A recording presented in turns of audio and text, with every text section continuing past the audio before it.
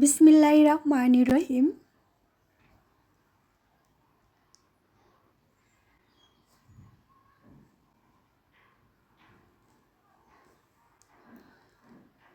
ছোট হোক বড় হোক সে তো একটা স্বপ্ন, আর সেই স্বপ্নগুলো যত আমাদের মতো মধ্যবিত্ত পরিবারের পূর্ণ হয় তা আমরা কি সেটা ছোট মনে করি না, সেই স্বপ্নটাকে অনেক বড় মনে করে মনের ভিতরে একটা আনন্দ বসবাস করে, আর সেই আনন্দের কোনো উত্তর নেই। আসসালামু আলাইকুম, আমি জেসিন স্বপ্না ঢাকা থেকে বলছি। জেসিন স্বপ্না ব্লগ থেকে সবাইকে আর একবার স্বাগতম। কাছে এবং দূরে, দেশ ও দেশের বাইরে যে যেখান তো আমার ভিডিও দেখছেন এবং দেখবেন, আশা করছি আল্লাহর রহমতে সবাই ভালো আছেন। আলহামদুলিল্লাহ, আমিও ছোট্ট পরিবার নিয়ে ভালো আছি। আজকের ভিডিওটা স্টার্ট করেছি একটা ফুল গাছ দিয়ে। এই ফুল গাছটা ছিল আমার অনেক পছন্দ, অনেক চাওয়ার, অনেক পাওয়ার। পাইনি, অনেক দিন পরে ফুল গাছটা পেয়েছি, তাই দেরি না করে বাসায় নিয়ে এসেছি। এসে কী যে একটা আনন্দ লাগছে সেটা বাসায় প্রকাশ করা যায় না। ফুল গাছের একটু যত্ন নিয়েছি, পানি দিয়ে, আর একটা সুন্দর টব আনবো যাতে আমি এটা ঘরে রাখবো। সেজন্য আপাতত আমি ডাইনিং টেবিলের উপরে রেখে দিয়েছি।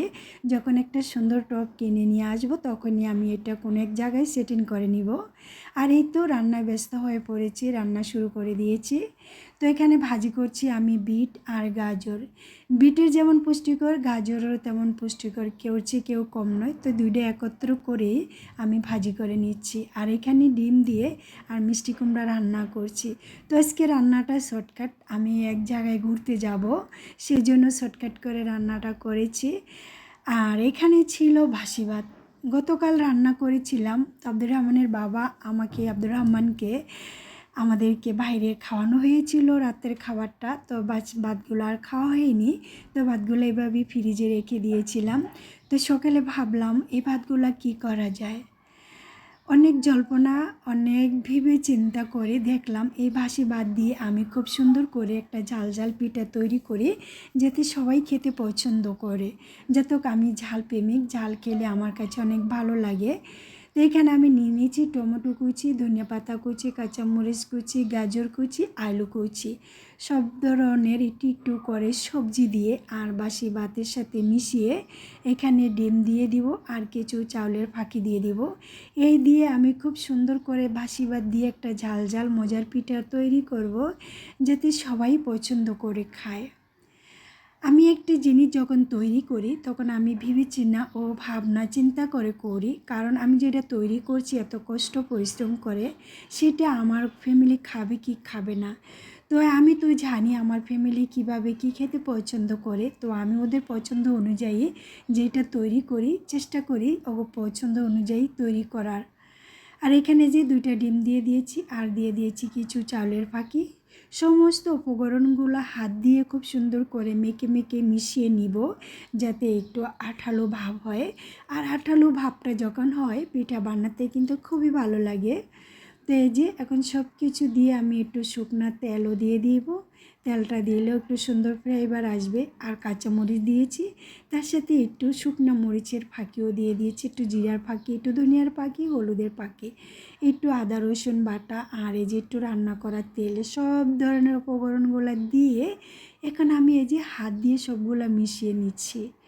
তো আমি মিশাচ্ছি আর ভাবছি আমার এইখানে ডিম মনে কম হয়ে গেছে, আরও ডিম হয়তো লাগতে পারে। দেখি যদি আরও ডিম লাগে হয়তো আমি দিব, আর আপনারা তো অবশ্যই দেখতে পারবেন।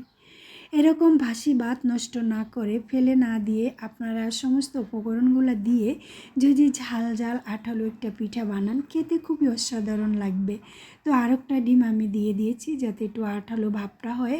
আঠালো যদি না হয় তো জোড়া লাগবে না এবং জোড়ায় ছেড়ে দিবে, তো সেটা ভেবে আমি আরেকটা ডিম দিয়েছি। তো এই পিঠাটা খেতে এত অসাধারণ মজা হয়েছিল, আমি কিন্তু খাওয়ার পরে ভয়েসটা দিচ্ছি। আমরা অনেকেই কিন্তু বাসি ভাত থাকলে ফেলে দেই, কিন্তু এই ভাতের জন্য আমাদের কত কষ্ট, কত পরিশ্রম করতে হয়। বাবা মা ভাই বোন ছেড়ে ঢাকা শহরে চাকরি বিনিময়ে পরে থাকতে হয়। অনেকেই ব্যবসা বাণিজ্য করে, অনেকে পরে চাকরি করে, অনেকে নিজের ব্যবসা বাণিজ্য করে। এই ভাতের উপরে কত রহমত বসিত আছে আমরা অনেকেই জানি, অনেকেরই জানি না। আমি অনেকেরই দেখছি জীবনে অনেক ভাত অপচয় নষ্ট করতে, কিন্তু আমি আমার বাবা মার কাছ থেকে শিক্ষা পেয়েছি একটা ভাতও যাতে অপচয় নষ্ট না হয়, এটার জবাব কঠিন মন রাব্বুল আলামিনের কাছে দিতে হবে। তো এই যে দেখছেন আমি তেল দিয়ে প্যানটা খুব সুন্দর করে গরম করে নিয়েছি। আর এখন আমি আমি যে ব্যাটারটা খুব সুন্দর করে গুলে রেডি করে রেখেছিলাম, এটা দিয়ে আমি একটা চামচের সাহায্যে খুব চেপে চেপে গোল রাউন্ড শেপ করে দিয়ে দিচ্ছি। তো দেখতে থাকুন কিভাবে কি হয় আর কেমন লাগে। আজকের আমার এই ভিডিও যদি তোমাদের কাছে ভালো লাগে প্লিজ একটা লাইক দিতে ভুলবে না। আর তুমি যদি আমার চ্যানেলে নতুন হয়ে থাকো চাইলে আমার চ্যানেলটাকে সাবস্ক্রাইব করে পাশে থাকা বেল আইকন অন করে আমার পাশে থেকে যেও, যাতে ভিডিও ছাড়া মাত্র নোটিফিকেশন তোমার কাছে পৌঁছে যায়। আর তুমি যদি এই কাজটা অলরেডি করে থাকো তোমাকে আমার পক্ষ থেকে অসংখ্য ধন্যবাদ। এই তো দেখতে পাচ্ছ আমি এটাকে এক পাট খুব সুন্দর করে হয়ে গেছে, আর এক পাট আমি উলট পালট করে দিচ্ছি। খুব সুন্দর হয়েছে, খেতে অসাধারণ, এত মজা লাগছিল। তাই হাদুর এমনের বাবাকে বলছিলাম, ভয়ে ভয়ে উনি সামনে দিয়েছিলাম, তো উনি খেয়ে প্রশংসা করেছে। তো উনি আর আমার ছেলে আমার পরিবার যদি খেয়ে কোনো কিছু আলহামদুলিল্লাহ বলে বা ভালো বলে, তাহলে যেন আমি এই যে কষ্ট করে এত পরিশ্রম করে পিঠা বানিয়েছি সেটা কিন্তু সফলতা অর্জন করেছি। আর যদি ওরা ভালো না বলে মজা হয়নি, তাহলে কিন্তু কষ্টটা আমার সেখানে বেড়ে যায় আর মনের ভিতরে একটু কষ্ট অনুতৃপ্তি হয় যে এত কষ্ট করে বানালাম তাদের পছন্দ হলো না। তো আলহামদুলিল্লাহ তাদের পছন্দ যখন হয়েছে, তো আমি একটা বানিয়ে ওদেরকে খেতে দিয়েছি, আর আমি এদিকে আর একটা বানাচ্ছি।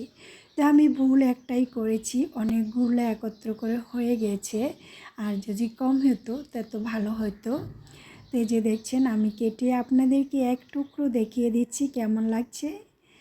আপনারা নিশ্চিত ঝাল ঝাল করে এই বাসিদে ভাতের পিঠাটা যদি খান অনেক মজা ও স্বাদ পাবেন এবং খেতে ভালো লাগবে। আরেকবার খেলে আবারও খেতে চাইবেন, আমি আপনাদেরকে বলছি আপনারা একবার ট্রাই করবেন। এই যে দেখছেন দুপাশ দিয়ে কি সুন্দর হয়েছে। আজকে আমি সবার কাছ থেকে বিদায় নিচ্ছি, সবাই ভালো থাকবেন, আল্লাহ হাফেজ।